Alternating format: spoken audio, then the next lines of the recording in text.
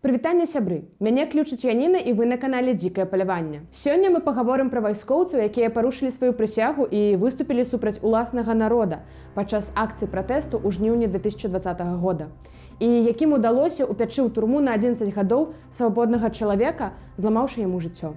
Але перад тым, як мы паглядзім на гэтых нікчэмных людзей, я папрашу вас паставіць пад гэтым відэо падабайку, напісаць у каментарах некалькі слоў і падпісацца на канал, каб як мага больш людзей убачылі твары ворагаў беларускага народу.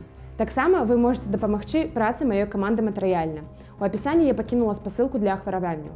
А цяпер пачынаем. Ціхан Сергеевич Асіпаў, інжынер БНТУ, прысуджаны да 11 гадоў пазбаўлення волі ў калоніі ўзмоцненага рэжыму. Ён быў прызнаны вінаватым адразу па 3 артыкулах крымінальнага кодексу: спроба забойства вайскоўцаў, удзел у масавых беспарадках і заведама ілжывы данос. На самой справе мужчына проста паспрабаваў уцекчы ад страляючых па аўтамабілях сілавікоў.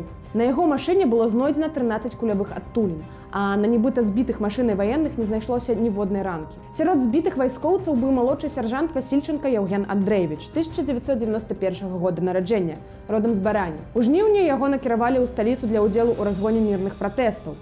Аб маральным абліччы гэтага чалавека можна судзіць па тым, што ён пакінуў сваю жонку Васільченка Ірыну Ігоровну з дачкой Ангелінай дзеля новай сям'і.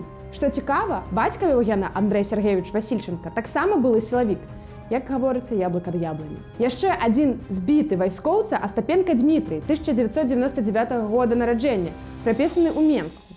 Ён удзельнічаў у брудных справах у якасці кантралёра ўзвода ў Аршанскай папраўчай калоніі нумар 12.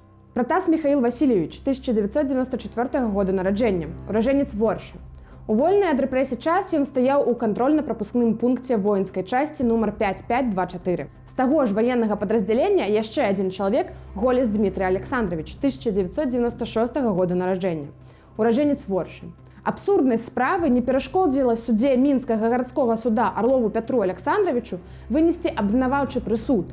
Арлову вядомы тым, што прысудзіў блогера Эдварда Гальфа да 13 гадоў у калоніі, а жыхара Мінска Святаслава Лепешева да 4 гадоў хіміі.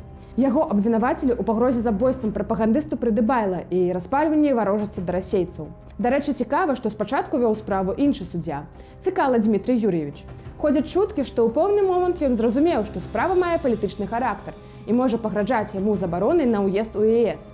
Але раней гэта не перашкодзіла яму даць палітычным штрафаў на агульную суму 2365 рублёў і 22 дні сутак.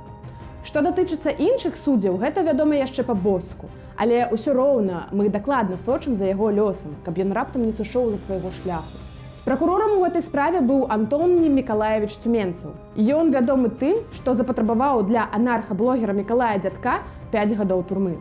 Ён таксама выступаў у якасці дзяржаўнага абвінаваўцы ў справах супраць палітвязняў Паўла Спірана і Александра Троцкага. Аднак і ў самой турме гэтыя сабакі не адчапіліся ад Ціхана.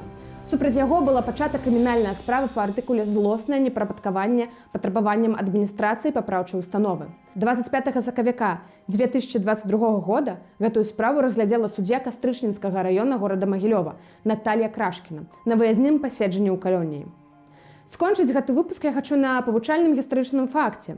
У Японіі у ваеннага саслоўя самураяў быў асаблівы кодэкс гонару бусідо.